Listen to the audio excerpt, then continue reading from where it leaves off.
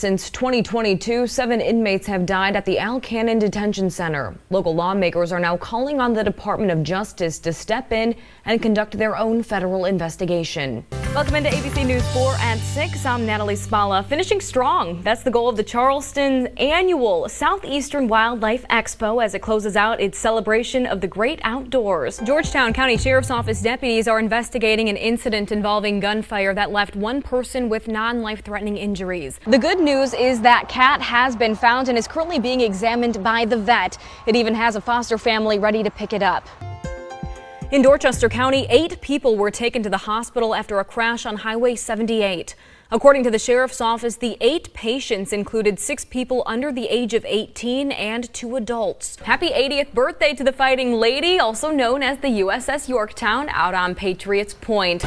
Good evening and welcome into News 4 at 11. I'm Natalie Spala. An early afternoon traffic stop turned deadly and put a Charleston County Sheriff's Office deputy in the hospital. Well, Tessa, as you can imagine, the family of that shrimper still very shaken up. I was able to speak with the son of that shrimper who tells me his 78-year-old father is still in the hospital tonight. He is battling severe burns to his hands, but the good news, he is expected to be okay. The family overall just grateful things were not worse. We have a breaking news update to pass along regarding the officer-involved shooting off of Savannah Highway. Charleston County Sheriff's Office officials tweeted out just minutes ago that Deputy Evan Cubbage was released tonight from MUSC after suffering 3 gunshot wounds earlier in the day. Hard work paying off. This weekend, Central Berkeley Fire and EMS received the South Carolina Best Small EMS System for 2022. Good evening. First tonight at 6, officials with the South Carolina Department of Public Safety say a South Carolina Highway Patrol trooper was shot during a traffic stop on Highway 78 in Bamberg County. The Charleston County Newcomer Center, what started as nothing more than a pitch to the school board last summer,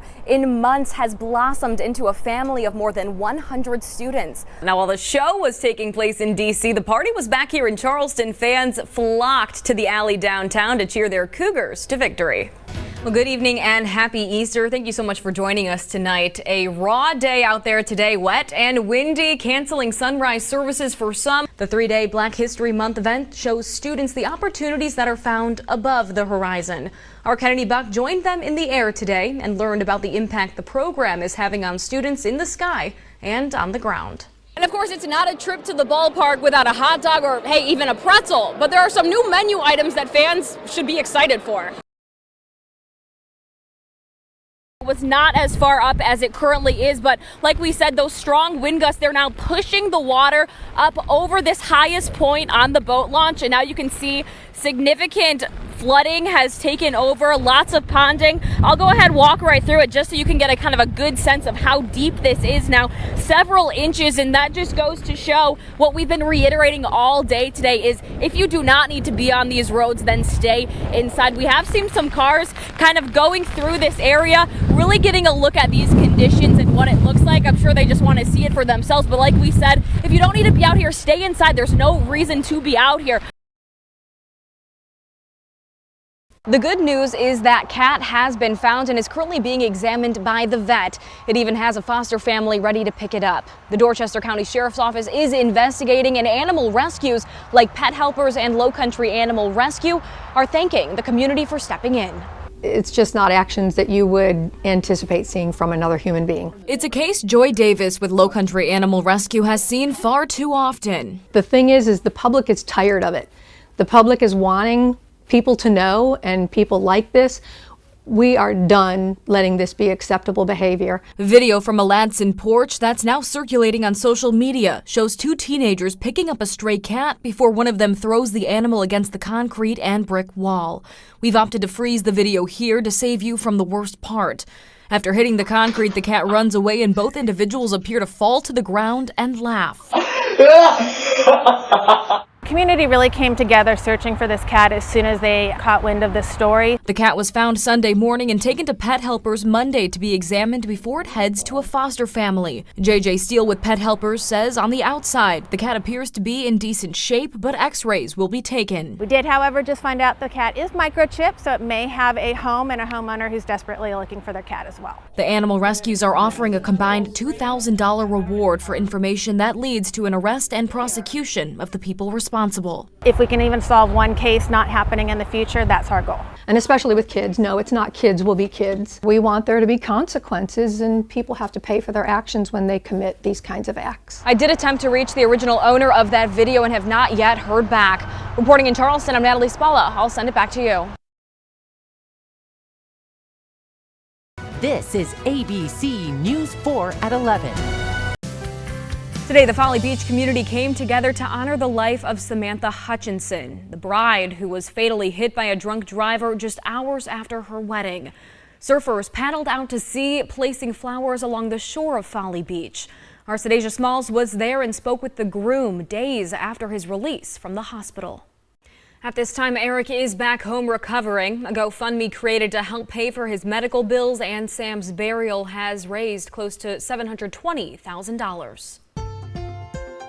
In Dorchester County, 8 people were taken to the hospital after a crash on Highway 78. According to the sheriff's office, the 8 patients included 6 people under the age of 18 and 2 adults. One had to be transported by helicopter. Deputies say the collision was right in front of Woodland High School. Governor Henry McMaster is calling state lawmakers back for a special session next week to address several bills. On Friday, he tweeted, quote, "There is still work to be done on issues including abortion legislation."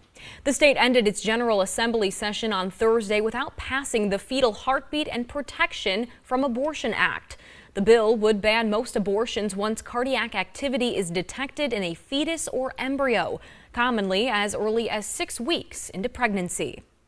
Meantime, North Carolina Governor Roy Cooper today vetoed a bill banning abortions after the first trimester. A crowd of over 1,000 abortion rights advocates and voters rallied at the state's capitol as the Democrat denounced the legislation.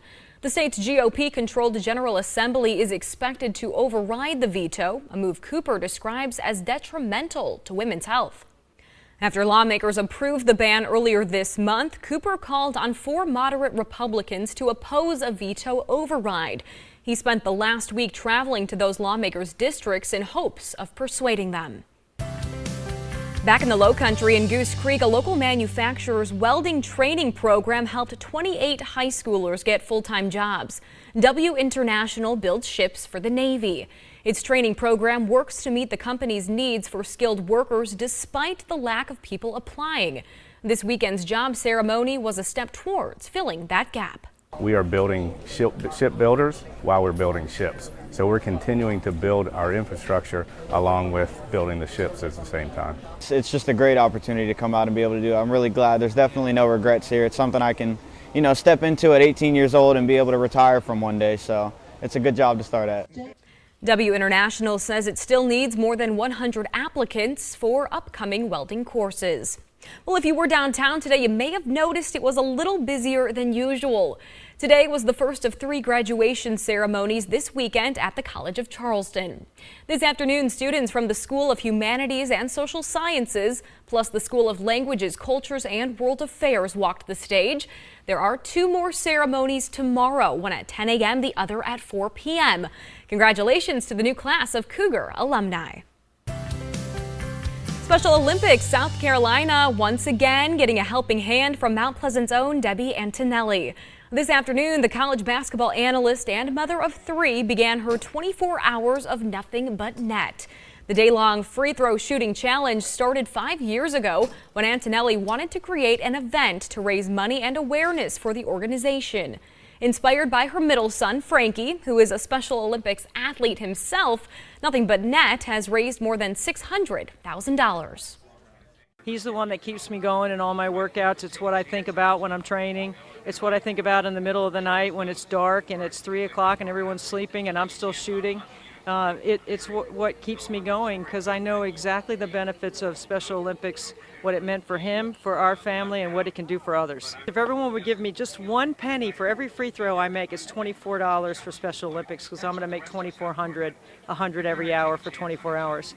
24 hours, nbn.com. If you go there and make a donation, you will change the life and have an impact on a Special Olympic athlete. Well, among today's donations, $10,000 from Mount Pleasant's Boone Hall Plantation.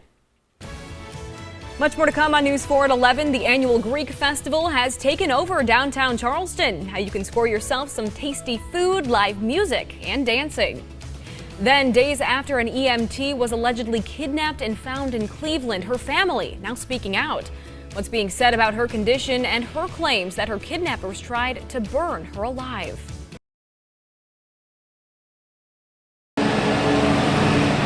My world is now before the accident, after the accident. It exists as a timestamp that forever changed us. The pain of almost losing a child, a feeling Katie St. Clair knows all too well. I'm just so lucky to be sitting here with my son alive. Last year, her 8-year-old son Quincy was hit by a car while hanging out with friends in Mount Pleasant's Old Village, leaving almost every bone in his face fractured. There's a lot that he's had to handle as an 8-year-old that most children will never have to understand, and this is going to impact the rest of his life. Life has changed forever in the St. Clair family, but careless driving in the neighborhood hasn't.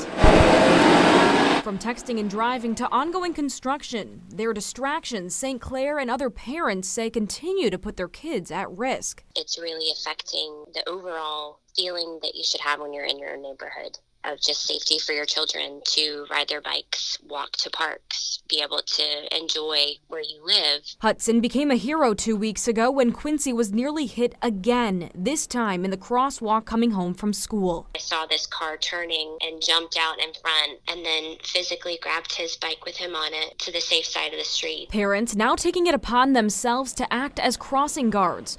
Mount Pleasant police patrol the area daily, but say street safety is a constant issue. While signage and officers may be the immediate answer, St. Clair believes the guilt belongs to anyone who gets behind the wheel. Rushing here and there and everywhere and looking at the cell phone and checking for the next thing instead of just being present and paying attention. She's now making it her mission to spread awareness, using Quincy's story and bright perspective as a way to demand change. He's what we all need more of. And I just want to make sure that everybody is able to see that he is a living example of exactly what we all need to be more like. Working for you, Natalie Spala, ABC News 4. Today, DD2 leaders emphasize there is nothing more important than keeping students safe. District personnel alongside law enforcement spent the day dissecting current practices in place and searching for solutions designed to keep weapons out of schools. Education, training, communication. Just some of the ways Dorchester District 2 is looking to improve safety across the district. We do take safety very seriously, and we are working not necessarily to solve the problem, but to try to address the issues. Addressing the issues means not doing it alone. Monday afternoon's roundtable, a chance for collaboration. Our law enforcement agencies, our emergency managers, 17% of the community that they're responsible for are in one of our 26 or 27 buildings. Incidents at 2 of those buildings in recent weeks involving students bringing loaded guns to school, prompting county law enforcement to send a clear message. I want to advise students that want to bring weapons into the school system that we aim to punish the particular student to the full extent of the law. And anybody that's a part of that situation will be exposed as well. Educating students and parents of what those repercussions will be, just one of the ways county leaders aim to prevent incidents from happening. But while preventative measures are being added, so are reactionary through the implementation of a unified command unit. As you can see by the emblems on the side, it's an entire whole community resource. It essentially is an office on wheels, and it gives us the ability to do high-level coordination with all of the command elements. A resource that falls under DD2's mission of putting students first. Safety is and always will be our number one priority. It has to be, even before the education of the kids once they're in the building. And so we do take this job and this opportunity to provide a safe environment for our kids very seriously. Working for you, Natalie Spala, News 4.